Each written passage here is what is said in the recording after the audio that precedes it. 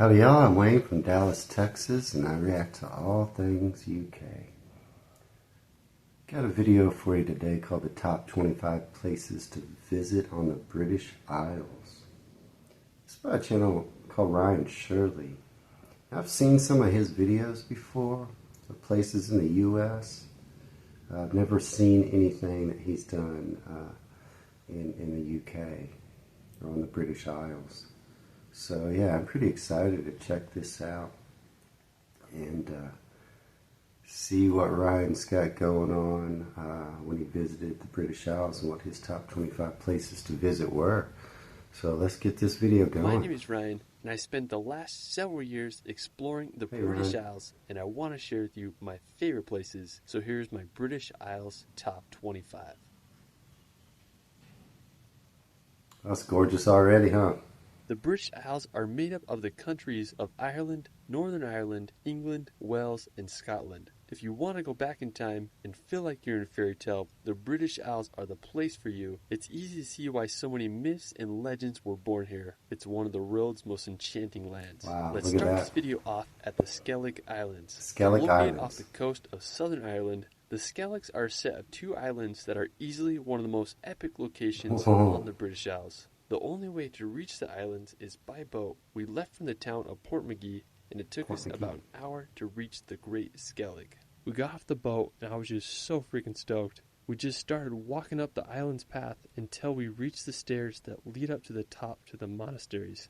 Now, the stairs were just beyond cool. There were hundreds, if not thousands, of puffins bird right next to the stairs and on the island slopes. I mean, they were just so freaking cute. We reached the midway point at Christ Saddle and then kept hiking to the top. After climbing the island's 618 stairs, we finally made it to the monastery. Now, the history of the island is just absolutely fascinating. The monastic settlement dates back to the 6th century, where the monks of St. Fionnan lived simple lives on this isolated island. They built these beehive huts completely out of stone. They were precisely designed to make sure no water could get into them. Now, it's believed there were about 12 monks that lived here at a time. In the 13th century, the monks left the island for mainland Ireland, and since then, Skellig has become a place for pilgrimage. All in all, the Skellig Islands were one of the coolest places I've ever been, and I couldn't recommend them enough. Afterwards, we're going to visit the most famous place in all Ireland, the Cliffs of Moher. Never heard of them. Now, located on Ireland's west coast, about a 3-hour drive from Dublin, the cliffs stretch over 14 kilometers, with the highest reaching 214 meters above the sea.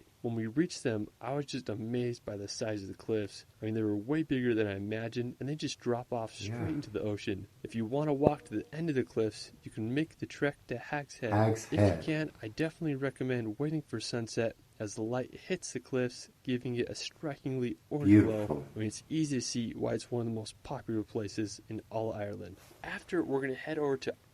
Wow, I'm glad I watched this because I hadn't heard of either one of those.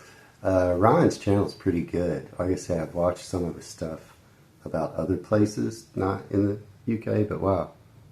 Good video so far. Capital of Dublin. Located on Easter Island's coast, Dublin is a city full of charm. The capital is full of beautiful gardens and architecture. It has such a friendly vibe to it. While you're there, you can walk across the River Liffey on the uniquely designed Samuel Beckett Bridge, or you can walk over to the coast to experience the Irish Sea. I just love the feel and ambience of Dublin. It's such a magical capital. Now, from Dublin, we're going to drive a few hours up to Northern Ireland. Now, Northern Ireland is... I'm going to react to Dublin soon. Northern Ireland. Back in 1921, Ireland was split into the North and Southern Ireland. One of my favorite places in Northern Ireland is Giant's Causeway. Giant's Causeway is one of the most recognizable places in all of Ireland. It's famous for its jagged cliffs and over 40,000 basalt columns. They are these perfect hexagons that cover the coast. According to legend, the causeway was built by an Irish giant so he could cross the Northern Sea. When I was there, we started by hiking above the cliffs and then made our way down to the causeway. I was just amazed by the bizarre rock formations. I had such a fun time walking on them. It's wild to think they were made by nature. Now, while we're still finds the good places. We're going to head over to Carrick.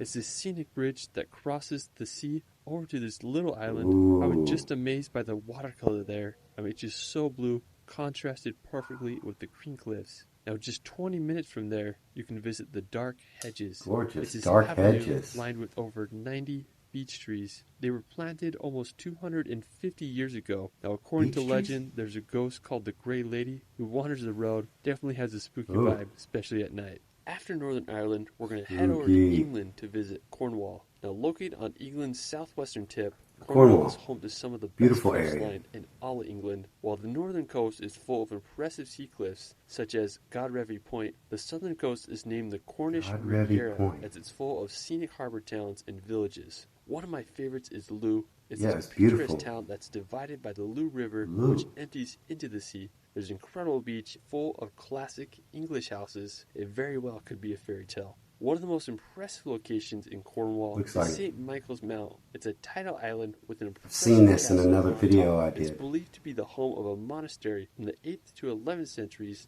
and the castle on the island summit dates back to the 12th centuries and has been renovated throughout the ages. When the tide goes out, you can walk across the stone causeway to get there.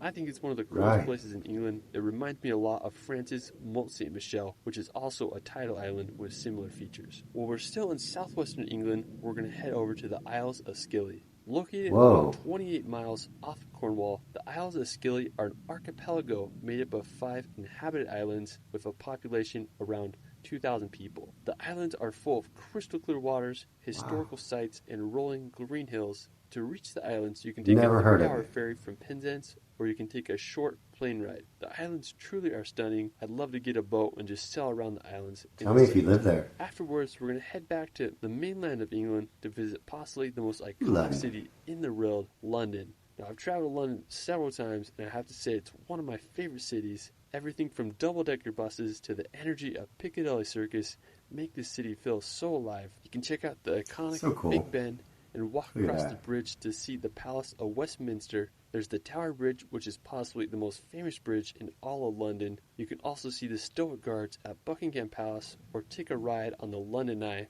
If you haven't already been to London, I highly recommend visiting when you can.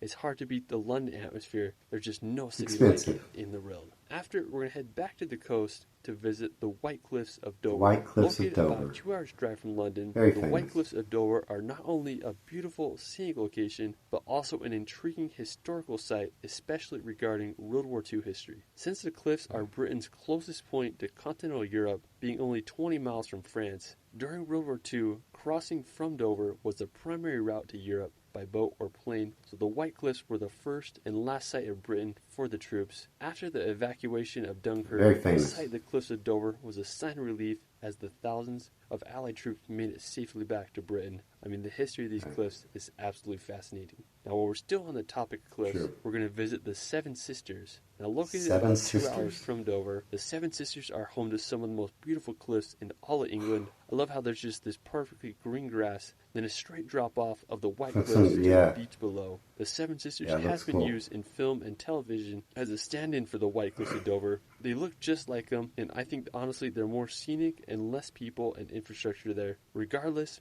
the Seven Sisters are an incredible coastline Okay. and a perfect place to stroll along the English coast. Now, that a afterwards, golf we're going course? to visit the city of Brighton. Now, located about 40 minutes from the Seven Sisters, Brighton. Brighton is a beautiful resort town with a massive beach that lines the English Channel. One of the Oh, most yeah. interesting features is the Brighton Eye 360. It's a tower that rises up and offers an incredible view of Brighton. Another feature I really like about Brighton is its piers. There's the remains of the West Pier that was built in 1866 but was sadly burnt down in 2003. And then there's the Brighton Palace Pier, which was established in 1899 and has an amusement park at Seen the end. these. Now afterwards, we're going to head over to the Jurassic Coast. While you won't find any Wow. dinosaurs here, Jurassic you will find some fossils Coast. on the beach. One of the most famous Yeah, that's gorgeous. I just released a video yesterday about the Jurassic Coast. So gorgeous. Check it out. spots on the Jurassic Coast is Dirtle Door. It's this limestone arch that goes straight into the ocean. There's a Dirtle great Door. beach there, and I can't think of a better place to spend on a warm summer day. One of my favorite spots on the Jurassic Coast is Old Harry's Rocks. I remember the first time I saw pictures of this place, and I was just baffled by the scenery. The Old Yes. Harry's Rocks are these sea stacks that are made completely out of chalk that mark the end of the Jurassic Coast. In World War So II, pretty. the stacks were used for target practice by pilots. Pretty wild. Now afterwards, we're going to visit the Isle of Wight. Located across the sea from Old Harry's Rocks, the Isle of Wight is the largest island in all of England. You can reach the Isle of Wight by taking a ferry from Southampton or also by taking a hovercraft from Portsmouth. Now, one of my favorite features of the Isle of Wight is the Needles Lighthouse. It's this 19th century lighthouse built upon these chalk rocks that jet out of the sea. It's such a unique location, and I just love the White Sea Cliffs. Afterwards, we're going to visit the Lake District. Located in northwestern England, the Lake District is known for its glacial ribbon lakes. Lake District, I've got some videos about that. It's home to Scafell Pike, which is the highest place in all of England with an elevation of 3,209 feet. The area is just absolutely beautiful. I think one of the best things you can do in the Lake District is just drive on the roads that wind through the mountains. One notable road is the Honister Pass. If you keep driving down the pass, you'll reach Buttermere Lake. It's surrounded by massive mountains, and it's just incredible overall scenery. I mean, I couldn't recommend the Lake District enough. Easily one of the most beautiful places in all of England. After the Lake District, we're going to head over to the country of Wales. Located in the southwest part of Great Britain, Wales is famous for its mountainous national parks, picturesque coastline, and distinct Welsh language. One of the most scenic places in Wales is the Snowdonia National Park. It's a region in northwest Wales that is known for its mountains and lakes. The highest peak in Wales is Mount Snowdon, which is located in the park with an elevation of 1,085 meters. You can hike to the top or also take the Snowdon. I think you changed the name. One of my favorite lakes in Snowdonia is Llyn Padarn. It's located on the base of Mount Snowdon. It's just such a serene area. Now, if you want to explore some of Wales' coastline, the Llyn Peninsula offers some scenic locations. Llyn Peninsula? Like the area around the Ir Vale Mountain. It's a beautiful coast coupled with green farmland and has a backdrop of impressive peaks. Afterwards, we're going to head up to Scotland to visit Edinburgh. If you want to go back in time... My reaction coming soon to Edinburgh. When I started traveling, this was one of the first cities I ever visited. It's a medieval old town with intricate neoclassical buildings and cobblestone streets. The iconic Edinburgh Castle overlooks the city. It's one of the oldest fortified places in all of Europe. Now, while we're still in Edinburgh, we're going to head over to Arthur's Seat. Arthur's Seat is located on Holyrood Park, and it's a short walk from Edinburgh Centre. Arthur's Seat is an extinct volcano with an elevation of 823 feet. When I was there, I wanted to get as high as I could so I could see all Edinburgh. I made the hike up and reached the top. It was so windy up there, I just couldn't believe it. After I hiked to the top, I just had a good time hiking around Holyrood Park and enjoying the views of one of the British Isles' most iconic cities. Another stunning nearby place in Scotland is Dunnottar Castle. It's located about 2 hours' drive from Edinburgh. This medieval fortress is full of history. It's where the Scottish crown jewels were hidden during the 17th century. To date, only the ruins tell the castle's past. The cliffs that surround the fortress make it so dramatic. Now, just an hour's north from Dunnottar Castle is the Rattray Head Lighthouse. It's an amazing beach area with a 112 feet tall lighthouse just off the coast and was built in 1895. If you keep driving up the coast, you'll reach the Cansey Stacks. It's located at the most northeastern part of the British mainland. It's about a 6 hours drive from Edinburgh, so quite the road trip, but it's definitely worth it. It's home to some of the most beautiful sea stacks in all of the British Isles. After the sea stacks, we'll head over to Glen Coe. Located in the Scottish Highlands, Glen Coe is home to some of Scotland's most beautiful scenery and mountains. I found this place by accident as I was driving around the Highlands. It's been the filming location for many popular movies such as Braveheart. My favorite part of Glen Coe is its mountains. I couldn't believe how huge they were. I felt like I was in Switzerland or Norway. I recommend just taking a drive on the A82 road, and you can just see all the wonders Glen Coe has to offer. It has one of my favorite mountains in the area. I won't even try to pronounce it. It has an almost perfect pyramid shape, and you get a great view of it from the road. Now, after, we're going to head over to one of Scotland's most iconic locations, the Glenfinnan Viaduct. Located at the top of Loch Shiel in the West Highlands of Scotland, this may look familiar because it was featured in the Harry Potter movies. While I was there, I wanted to get a close look at the bridge, so I walked underneath it. I was just shook how big it actually was. After, I hiked up to a good vantage point so I could see the famous train go across the viaduct. It was such a magical experience. For our final destination, we're going to visit the Isle of Skye. This is one of my favorite places, not just in Scotland, but the world. You literally feel like you're in a fairy tale when you visit. I was lucky enough to go here a few summers ago, and it was one of the most memorable weeks of my life. Now, to get there, it's about a 5 hours drive from Edinburgh. One of the most impressive places on the Isle of Skye is the Old Man of Storr. It's one of my all-time favorite rock formations. I felt like I was on the set of Game of Thrones. When you drive to the door, you can see in the distance and just gets you so pumped. Now, to get to the Old Man of Storr, it's about a 4-kilometer hike. You'll walk through some conservation gates and you'll reach the infamous rock pinnacles. I went for sunrise and sunset, and both occasions were breathtaking. So the legend of the Old Man of Storr is supposedly a giant lived here a long time ago, and when he was buried, his thumb was left sticking out of the ground, creating the mystical rock formation. Just a few minutes away from the Old Man of Storr, there's a breathtaking waterfall called Meout Falls that cascades down into the ocean. There's a nice viewpoint where you can look at the waterfall. One of the most famous sea cliffs is Kilt Rock, which are right next to Meout Falls. If you do want to go on a beautiful hike, I recommend visiting the Kerrang. It's one of the most beautiful areas in the Isle of Skye. You feel like you're walking on a giant golf course. I found this insane vantage point to get a good panoramic view of the area. I just love this place so much. Well, that is it for my British Isles Top 25. Let me know where your favorite place is in the comments below. I also have a second channel where I make hour-long relaxation films to bring some peace and nature in your life. I've done several videos on the British Isles that I think you'll enjoy. You can find me on Instagram and TikTok at shirley.films. It's Ryan, and we will see you later. All right, look at that. That looks so cool. Skellig, do you call it? Okay. Finally just got back. Yeah. I'm glad I reacted to that. Like I say, I knew Ryan Shirley from other videos that I've watched, and they're always real good. So when I saw that one, I was like, I'm gonna watch this. Yeah. So I'm gonna have to go back through that video and do some reactions to some of those places I've never even heard of. Right? And maybe I'll do some more Ryan Shirley reactions as well, because I think he has some more UK videos.